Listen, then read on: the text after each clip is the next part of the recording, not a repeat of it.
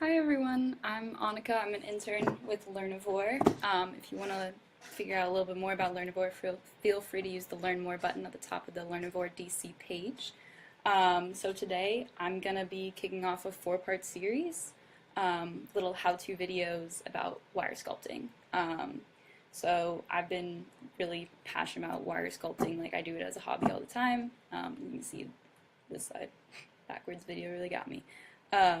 This little elk head up here I made out of wire, so it is really easy to pick up, and I just want to share that with you guys. So this video will be, or this series will be up same time, same place every week for 4 weeks. So I'm going to start this off super easy, just a little intro.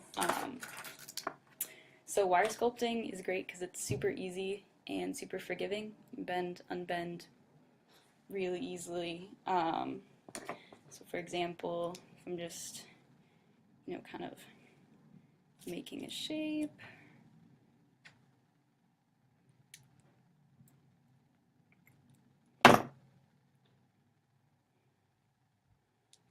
so not super pretty, but now that I have these shapes all ready to go, I can get in here with my pliers, which are pretty much essential, great to have. They protect your fingers from just getting beat up. I can go in here and make them a little better defined. And now I have something that looks like an actual shape, little 4-leaf clover sorts. And of course I made that in 30 seconds, so you can do a lot more with it. Yeah, so once you have a shape, you can always get the kinks out really easily and go back and fix your work. You can also use pretty much anything as a stencil. So, even if I want to make my own face, I could just use it as a profile. Or, make a cool little spiral thing. And this could be anything. This could be like a little start of a little flower if I wanted it to be. Not a very pretty flower. But yeah. So a couple things about wire before we get started. You have a bunch of different materials you can choose from. So this is aluminum wire. Stuff we're going to be using today, or at least I'm using today, is steel wire, just because it's harder to bend, but it's easier to hold its shape. It's a little bit stiffer. If you want to follow along, you can use absolutely any type of wire you want. Just don't go ripping it out of walls, because then the lights go out. Gauge is also another characteristic of wire. So this really thin stuff has a higher gauge, and thicker stuff has a lower gauge. And that's just, vocab about diameters of wires. Usually the thicker the gauge, or the lower the gauge, the harder it is to bend the wire, the more you're going to use pliers, and the thinner the gauge, the easier it is to, kind of crush it. That being said, you can still build up shapes really well with small wire, and it's good for jewelry and stuff. So today I'm going to be using a low gauge steel wire to make a cute little critter. And feel free to follow along as I go, or this will be up on the page so you can, watch later and replicate it then if you want. So this is the picture I posted with the announcement. This is just a cute little elephant I made. This probably took me 10 minutes. So I'm going to make something along these lines today.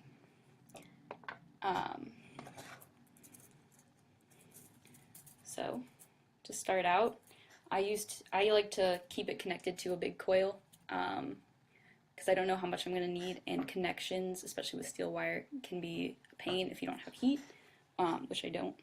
So, if I can make this sculpture out of one piece of wire, that's great. So to start off, I'm just going to kind of build up a body shape. I'm going to do this in frame here. Build up a body shape, and also, as I'm going, feel free to ask me anything in the comments or anything, and I'll get right on it. So just sort of going with this. You can use pliers, you can use your hands. As you can see, this steel is coated in something to stop it from oxidizing, so my hands are already a complete mess, but it's not like toxic or anything. Just don't lick your fingers. Just kind of gonna build up a shape. And one thing to think about is, as you're making, the body of whatever this animal is going to be, the outer line is going to be the profile of it, just because when you look at it from the side, that's the shape you're going to see. And then everything else, it doesn't really matter what shape it is. It can just be there to build up volume and make it look like a solid object, as opposed to, a bunch of different circles. And it's also good to build on both sides of the body so that you have kind of a dome on either side, and you have some sort of semblance of depth. So I'm gonna keep two little like loopy sections like here, this little loop, on the outer side, and I'm gonna have another one on this side. And try and make them as symmetrical as possible, because these are a really good thing to use as like shoulders or hips, depending on which end of the body has bigger loops. This is kind of hard to see, but it'll make sense in a little bit, I promise. So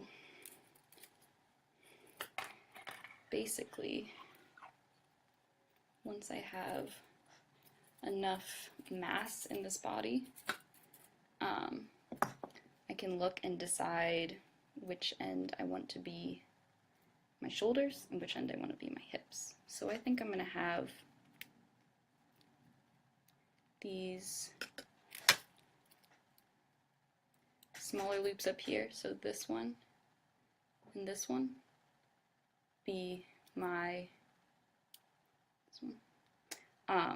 shoulders because they're smaller, and then I have this loop here and this loop here be my haunches. So now I'm gonna start making legs, and a really easy way to make legs is like with this elephant, just a little simple loop. So it's a good thing to have pliers for. Pliers are great if you're making like sharp turns, or like really well defined corners, and also if your fingers start to hurt, go for it. So now that I have, so it's hard to see, so that's like one leg, I think. And now I'm going to bring it around the back, because legs should be on different sides of the body. And it's good to have these be symmetrical, if at all possible, just because, you want it to look like your little critter has two legs and not like a leg in a tree branch or something. So, and they should be the same length, ideally. If not, it kind of just makes your little creature cuter, so you really can't go wrong.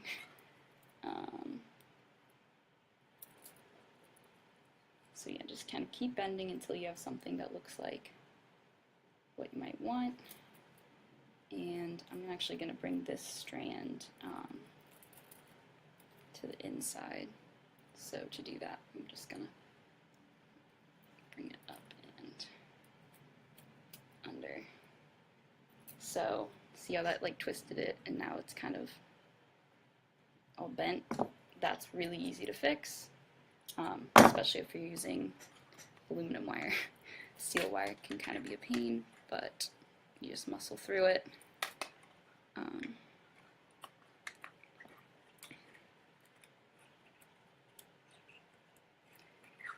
And so now you have two little legs.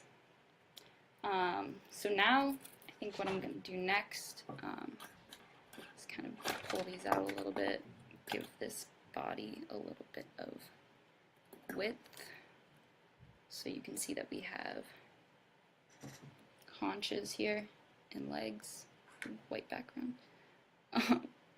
haunches and legs, and now we're going to go into the head. And the main thing with the head is you want it to be somewhat proportional. Like, it's probably not going to be the same size as the body, but again, it's kind of cute when it is, so it doesn't really matter what you do here.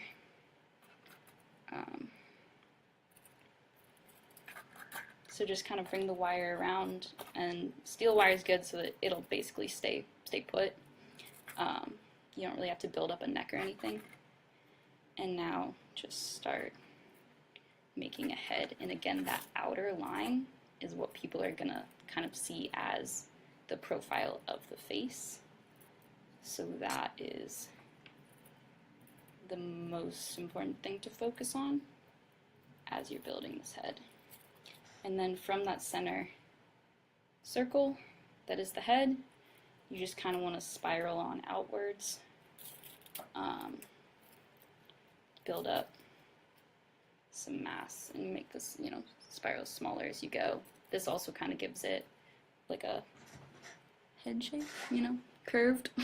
And if you leave a little, I give space. If you leave a little hole kind of thing in the middle, then that starts to look like maybe an eye socket, or just, an eye.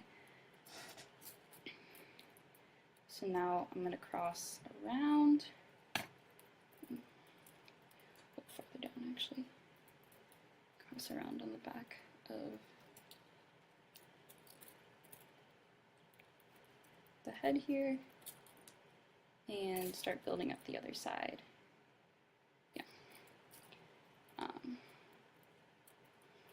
Because you don't want them to have a head that's concave on one side and convex on the other, because that just looks a little bit sad.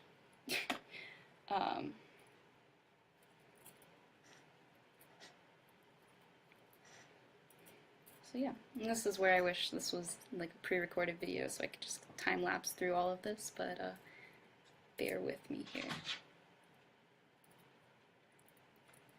So, spiraling inward, one more little loop, and I think it'll be pretty symmetrical. And now, let's bring it back. Can pull it out so it's, a little bit wider. Again, that's like the best part about wires. If you, crunch it up while you're sculpting at all, you can just expand it again. So now I'm gonna make some ears, and hopefully about now you guys can see what I'm, more or less what I'm going for here. And let's see. I think what I'm actually going to do here is cut the wire. Even though I don't have arms yet, I'm just going to do it as a separate piece, and I'll show you guys an easy connection. So I'm going to cut the wire, give myself, a little bit more than I think I need, just because it's better to have more than too little. And then I'm going to thread this wire through.